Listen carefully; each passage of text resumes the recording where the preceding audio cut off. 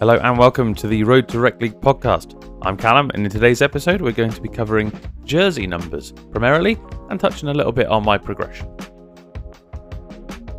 So why jersey numbers? Well, I guess a bit of a spoiler for my progression. I've signed up to a recreational hockey team, which is very exciting. And before I get any further, I should probably address the slightly croaky voiced elephant in the room. I'm actually sick, unfortunately. So I've traded in my tea and coffee for a Lemsip. I've had a bowl of Strepsils instead of cereal. And we're going to give this a go anyway. And hopefully it's not too nasally and I don't cough too much during this recording. It also means it's probably going to be a little bit quieter because talking loudly for 20 minutes is actually quite uncomfortable. So back to the topic at hand. I have signed up to a recreational league hockey team, which is really exciting. They're based in Cardiff. We'll get into some details in a minute. But what that really inspired was the fact that I needed to pick a jersey number to be able to, obviously order my jersey and not clash with other people on the team. And it got me thinking, really, because I had my obvious choices, right? And I think this is where I'll go into the jersey number section now. Look at that seamless transition. So reasoning behind picking a number, I think it's really interesting. It's very personal, clearly. This number, sometimes players carry with them everywhere they go. Sometimes they change it between different teams based on, whether or not someone already has that taken, whether or not they wanted to pick something else but couldn't at their first place. And I think it's really interesting to sort of dive into that. But a few reasons why then, a few things I could have picked. Okay, I guess we'll start there, right? So what could I have picked? Well, I could have picked my birth year, which was 95. So why didn't I? Because 95 was available. Because in my mind, different numbers have different roles. Now, I'm sure other people have the same sort of thing. And I was talking to a couple of the guys in a Discord chat only yesterday, actually, while I was picking out my number. So it was very fortuitous that I had something like this to talk about today. But we talked about sort of role numbers, so defensive numbers, goalie numbers, skill player numbers is something I believe in. And in my head, if it's in the 90s, you've got to be like fast or you've got to have quick hands. That's the kind of skill player number. You think of I guess, obviously Gretzky and McDavid are the obvious ones. But if I was to think even on the likes of the Jets, Perfetti's a skill player. You got Lambert, who's quick. And I guess you sort of build these associations with like young offensive talents. So that's obviously where my mind went. I was like, I can't really pick 95. I don't think I've earned those stripes yet. What other numbers could I have picked? Well, I could have picked 19. A couple of reasons. I guess one is it's the first half of my birth year. Shock horror, I wasn't born in 1895. So I could have picked 19. Unfortunately, that was taken. And when you're late to the party, so to speak, there are definitely going to be a lot of numbers that have been taken already. So then there were like 4 numbers between 0 and 40 that were readily available. And we didn't end up going with one of those in the end. I'll say that much. So what were the other numbers that I thought about? Well, my favorite number is 13. Now, a lucky number or a favorite number is something people pick all the time. And also on birth years, very similar. So you got your Crosbys. He has had 87. He's had contracts of 8.7. I wouldn't be surprised if everything he does in his life has an 8 and a 7 involved in it in some way. Now, that's maybe his favorite number as well. Again, mine happens to be 13. Now, I couldn't pick that because it was taken. But other reasons I like the number 13. My favorite player, Gabriel Velarde, happens to wear number 13. Now, I liked him for his hands and the way he is a really physical player in the corners and stuff, and does all the little things like that, and then just does these ridiculous through the legs rooftop goals that I've already talked about probably 100 times already, even though we're only on episode 8 or 9 now. So I was like, yeah, 13's a good shout. And then I thought about, okay, well, what kind of player do I want to be? Well, I want to be a responsible two-way centre. I've talked about that in the past. That's my aspiration. It's going to be a while till I get there. Okay, so what responsible two-way centres do I know in Winnipeg? Adam Lowry. Okay, what about 17? That was taken. Other reasons to have numbers, jokes, in-jokes, things like that. The not-so-in joke of 69, which basically means that's taken on every recreational hockey league team imaginable unless you're there from day one. So Clearly, that wasn't available. Have we got any other good reasons for numbers? Some people believe in things that are superstitious. I know even some cultures and religions have lucky numbers and superstitious numbers, so you might find that being a thing. And of course, then there are restrictions. This is a nice little segue onto a couple of numbers you can't usually pick. And I'm going to sort of approach this from the lens of the NHL a little bit, because there's good number data available. And also, that's obviously our gold standard in ice hockey. So there's sort of a few numbers you can't pick, which I think is really interesting.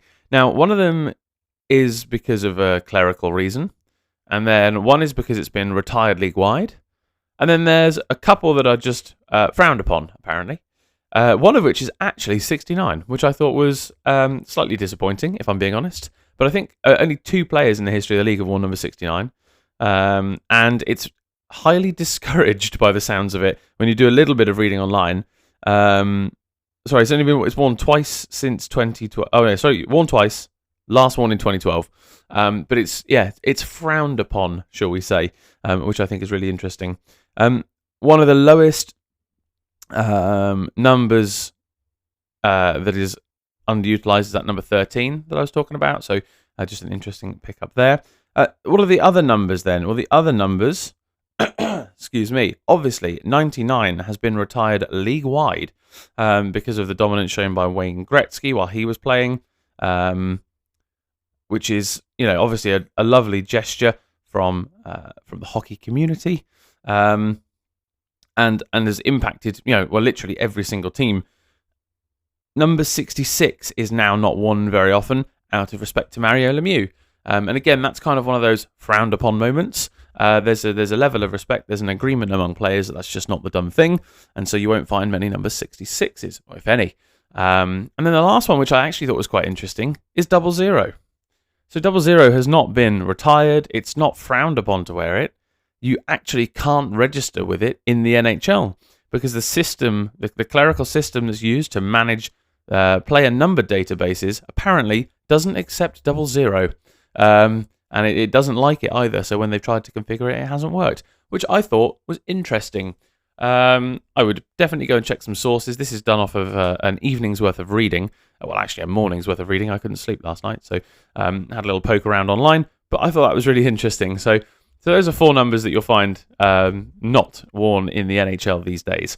Again, little things like that, little quirks, which are quite interesting.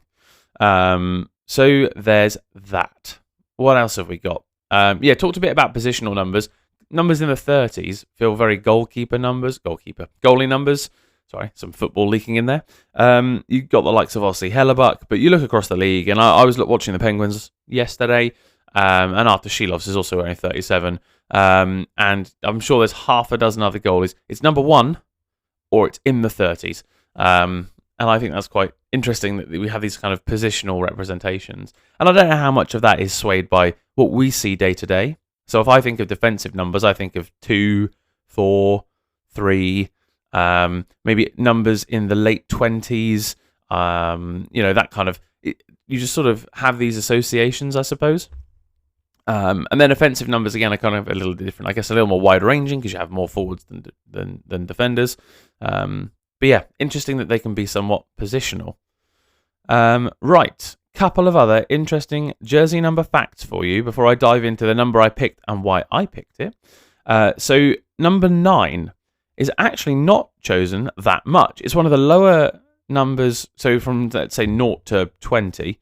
It's one of the lowest taken numbers. However, it is the most commonly retired jersey number. It's been retired 14 times by 12 different franchises. Based on, I think this is data from a year or 2 ago. Yeah, I thought that was quite fascinating, actually. It's been worn just around 300 times in the league, and so if it's been tried 14 times, that's a decent rate of return. So if you want your jersey number retired, pick number 9. The most common number in the league, number 21, which did kind of surprised me. I thought they would be lower. Like I'm sort of in my head, I'm thinking of all the history behind the NHL. I'm thinking, did players really pick numbers above 12 before? But actually, that kind of band between say 14 and 25, 26, 27 is is where the bell curve peaks, if you like. And it's definitely front-loaded and drops off towards the end. So yeah, like I say, a couple of interesting numbers floating around in there. Excuse me. Number 0 is the least worn NHL jersey. It's only ever been worn once, and that goalie, I think it was a goalie, had like an 898 save percentage, wore it for 1 year, and that was it. So really interesting, and I love also how we associate numbers with players. I talked about 87 and Crosby, obviously 99 Gretzky, 66 Lemieux. Now we've got 97 McDavid, and you know those elite players carried those numbers everywhere they went. Which brings me on to, I guess, why didn't I just ask someone if I could have my jersey number?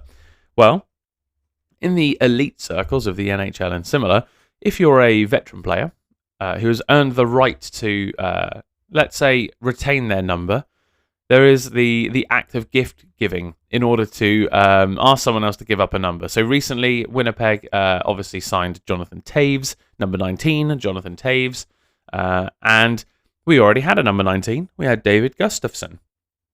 So Jonathan Toews will have bought David Gustafsson something nice over the summer to get his jersey number back, essentially. And that's happened a few times from what I gather. Really interesting. Makes me laugh every time I think about it. But yeah, so it's that kind of seniority, if you like, and I think ability as well tends to win out. But it is a select few that I think get to do that. Not everyone gets that right. But yeah, so I obviously wasn't going to be buying a Rolex for someone on a rec league team so that I could have number 13. So what number did I pick? Well, two things inspired this choice. Thing number 1, I am in a Discord for a podcast called the Winnipeg Sports Talk, and they are a lovely bunch of people. And in the first game of this season, we got to see some headshots of Tanner Pearson, and someone made the comment that I vaguely looked like Tanner Pearson. And that made me chuckle because there were some similarities. I've shown a picture around. Oh, look, it's not a spitting image. We're not twins, but there are some features that are pretty similar. And if you squint and sort of look away a bit, you know, and maybe from about 10 feet away, you might be mistaken for them being the same person. So I thought that's an interesting little tidbit. But that wasn't the primary reason. Someone suggested to me, go for like a jersey number of a number 1 overall pick, right? You know, they pick their birth year or they pick something cool like that. So just pick the same sort of thing or the same number. Now, what I did instead was looked at the highest performing last overall pick because I thought that would be significantly more appropriate for my skill level and be a little bit quirky, give me something to talk about. And sorry, excuse me, a bit of a cough there. And in doing so, came across a very successful last overall pick in Patrick Hornquist. So he was drafted last in the draft that Sidney Crosby was drafted first. So, you know, I think that was it 2005? No, hang on. It was before that. After that, sorry, wasn't it? 2007. So he was drafted by the Predators in 2007, where he wore number 27. He then moved to the Penguins, where he won 2 Stanley Cups in the Crosby era, wearing 72, and then he wrapped up his career at Florida before they got particularly good, and he was wearing number 70. So, I have gone with number 70. I'm really excited, actually. It's pretty cool to have a number, I guess. It's a kind of a sign of joining a team. And if we think back to the start of this this podcast, I mean, it's only 10 weeks old now or so, but I was doing some blogging beforehand. That's been the journey. That's the reason. So I've been doing 3 months of like lessons, essentially learning to play. 3 months of working on my physical conditioning and strength and all that sort of stuff because I wanted to join a rec league team this year. Well, that's that mission accomplished. The hard part now is going to be breaking into the lineup because they are a particularly good, group of guys. Having skated with some of them and having seen some of them, I suspect they'll perform pretty well. And clearly, I am in the beginnings of my learning process. However, they're also a wonderful group of people. And I've been to a couple of different places now. I've met loads of different people. The vast majority of people I've met have been lovely. But I just seemed to, feel really comfortable around them. And I think for me, that's particularly important. I tend to perform poorly if I'm uncomfortable or nervous, if I'm not in that kind of sweet spot of being, when you're a little on edge and a little bit nervous, that's fine. I like that. That's a good place to be. But if you're just constantly second guessing what you're going to do, say, how you're going to move, I think that's not the right place to be. So I felt particularly comfortable, had a really good time, and there's another chap who's also in a similar position to me, who's started playing at the beginning of the year, basically. So we'll be on a similar trajectory, which is pretty cool, and I'll get to learn with that person, alongside, obviously, these much better skaters than me, which is great. I think it's a really cool learning opportunity. So, and I'll probably touch more on the details of that in the future, but I thought it'd be a fun little tie-in, I guess, to today's topic around numbers. Is the whole reason I'm doing this is because I had to pick my number. Now, my jersey should arrive in a couple of weeks, maybe 3, I think, but I'm really excited. I genuinely can't wait to get my hands on it and start repping it, which would be really cool. Other progress then, because that's obviously quite a bombshell compared to what I'm normally talking about. Other progress, been a pretty decent week, even though I've been sick. So I started feeling ill Monday evening, but that didn't stop me. I went down to the rink and put in about an hour and a half, maybe an hour and 15 on the ice. I've just worked on a few things in particular, and I started doing these laps of the rink, basically going anti-clockwise, as seemingly the procedure is over here. So I was going anti-clockwise, and what I would do is, let's say, start at the red line, and I would skate towards one end of the ice, and I was trying to work on my hockey stops. It was picked up by a friend over in Winnipeg. I shared some footage, and I was like, right, okay, what do I need to work on? He worked in hockey, which is cool, so gave me a couple of tips and just said the 2 things you got to work on relentlessly in the meantime is starting and stopping. Because if you can get those things right, you're going to get more comfortable on your edges, and then you're going to be able to start developing your crossovers. And once you've got those 3 things, you're probably pretty good. So, and not pretty good, but like you're in a good place. Just to be clear, I won't be pretty good. I'll still be average. But I'm probably below that, actually. Anyway, I was working on stopping, so I basically gained speed, and I slowly got faster over the course of the evening. To begin with, I was taking it pretty steady. By the end of the night, I wouldn't say I wasn't full gas. I was probably at half speed, and stopping from half speed, maybe a little bit above that. So it would be like hockey stop, and then I basically put 4 or 5 strides in from a standing start to try and gain as much speed as I could. So I was working on stopping and starting in one corner of the ice. And basically every lap I had the opportunity to do this, basically when I wasn't surrounded by other people at the public skate. Head down, get going. I say head down, head up, but you know what I mean? Like, get into it, get going, stop, and then sort of do this quick start and then coast for a bit. So that was one sort of drill, if you like, or one element of my cycle, my routine. Then I would go skating down the other side of the rink, obviously. So I'd basically do my 4 or 5 strides widthways, and then lengthways, I would work on a couple of pushes, and basically make these big sweeping C shapes on my inside edges. 1 foot, so I'd go right foot, left foot, right foot, left foot. Excuse me, and that would be me trying to get a bit of balance, I guess, and just try and feel the ice under me. I'd then come round to the other end of the rink, and I'd basically work on my transition from forwards to backwards. So I'd do that for a bit. So usually the width of the rink again, and also the turn. So I'd try and do the turn skating backwards as well, where I could, depending on traffic. And then basically transition back to forwards again. Goodness me.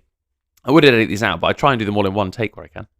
So then I ended up going backwards to forwards and repeating the drill where I could. So sometimes I had to do different steps at different times, but that was the principle. I wanted to work on stopping and starting. I wanted to work on balance, and I wanted to work on going backwards. I plan on doing those 4 things, pretty much every single week I can. That's what my Monday nights are now going to be, where possible. The rink near where I work is open late. It's not too busy usually, and it gives me the opportunity to just put some work in, which is really, really helpful for me, obviously. Definitely plenty of it needs doing. So that was Monday, started strong, then got significantly more ill throughout the week. Tuesday, Wednesday was the worst day. Tuesday was bad. Quite bad. I was very tired, and I basically got a head cold, but I was feeling faint for 2 days. So Tuesday, Wednesday were a bit of a write-off.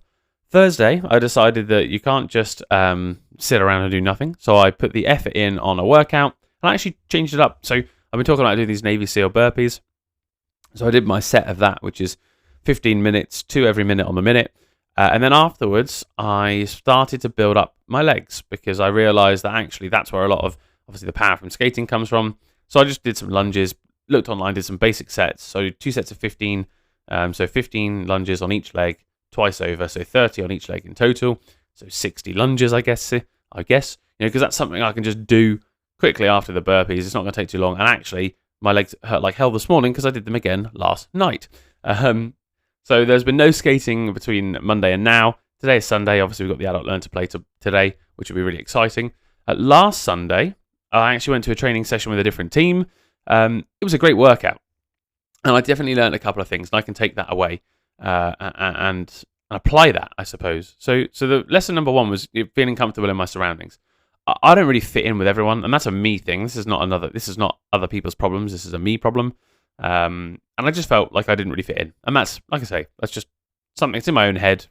It got the better of me, and I realized it impacts my performance, which is a really good thing to know, because now I can figure out ways of coping with that, or adjusting how I am in those situations, or even just recognizing it and not being hard on myself, because when I'm hard on myself, I perform worse. So you don't want to get caught in that cycle.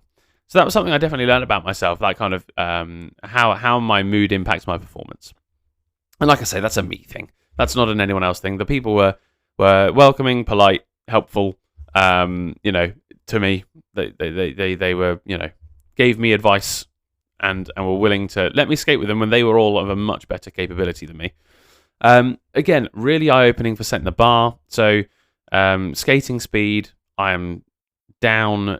Skating control, I'm still a good ways to go before I can really fit in with a recreational league sort of, let's say, top 6. I'm quite away from that. So it was really good for benchmarking. It was really good for understanding where I'm at. And also, I'll take the positive now. I could have done this as a shit sandwich, but in reverse. But I'll take the positive at the end. We'll finish on a high. Fitness. So the last 3 months have been invaluable for ensuring that I am fit when I am skating. And there was a time in that session where good people started getting tired while I still had the energy I started with. And I was giving it my all every shift because I don't have a choice. If I don't do that, I stand out even worse as being shit. So I have to work damn hard every time I'm on the ice. And by the last 10 minutes, people started to fade. Because we basically did like a 45-minute scrimmage, essentially. But yeah, so in those last 10 minutes, people started to fade. Obviously, it was reduced numbers on the bench. So it was basically there were enough people to rotate forward and D, and that was it. I think maybe not even that. I think there was only 4 on each bench. So, you're getting this elevated ice time, but I was able to manage it. And I was really, really proud of that, actually, because that did mean towards the end of the game, I still had the legs to put in my maximum effort. So yes, I was slower. But when other people are tired, I'm less slow. And I have, the disparity between speed, control, awareness, it all closes up. Because if you're tired, you're not going to be your full self. And so I learned that. And I saw that happening in real time. And I was more effective towards the end of the game than I was at the start. So, what am I going to do? Keep doing the fitness. That's why this morning at 2 o'clock in the morning while I couldn't sleep, I went down and I did my burpees and I did my lunges. And I'm going to get back on running next week. The only reason I didn't is because with a cough and a cold and chest stuff, it's crap. And I just had no interest in doing that. I'd rather have spent the energy doing my physical conditioning, or my strength work, if you like, rather than the fitness side of it. So, but what a fantastic week in terms of what I was able to get out of a sick week, essentially. I still worked every day, but I was ill every day.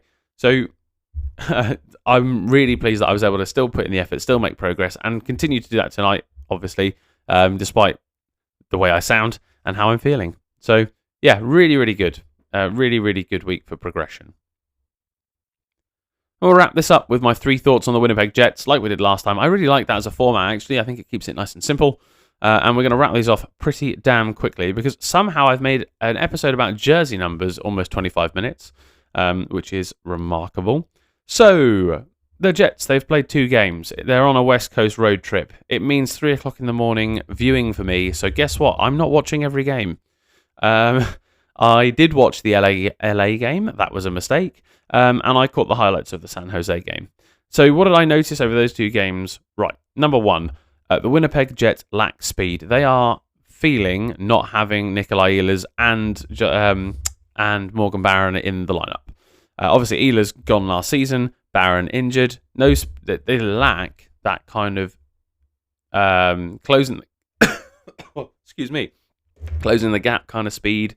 That kind of dynamic zone entry. They're just missing those things. Essentially, it's quite apparent. It's been apparent in the past, but when you're playing against a young team like the Sharks, who are all go, it's really obvious, and I have no doubt it's being seen, and it will be addressed at the trade deadline. So I'm not massively nervous about it at this stage.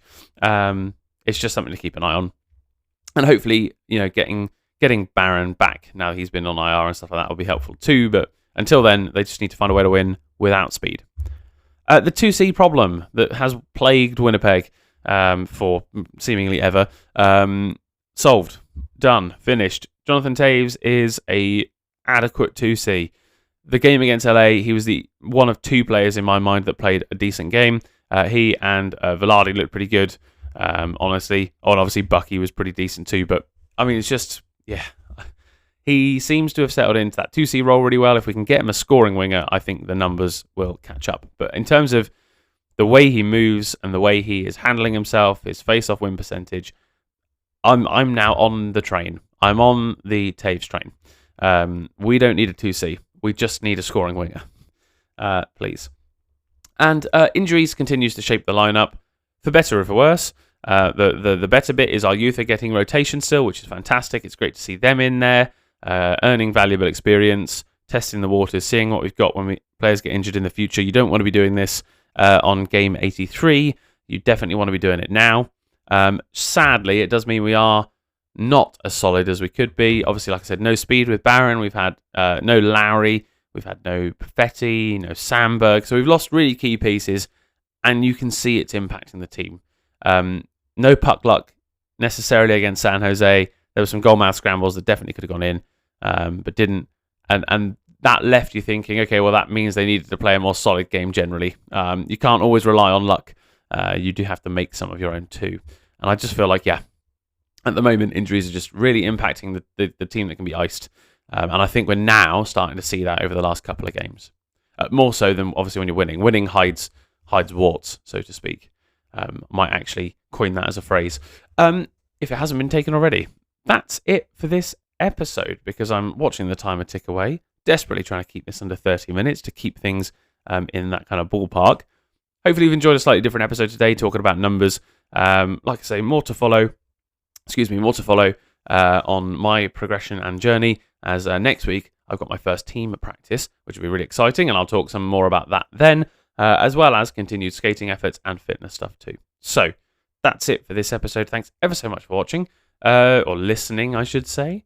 Like, subscribe, follow along, leave a review, all the other ways you can interact. Please feel free to. And until next time, have a lovely day wherever you are, and bye for now.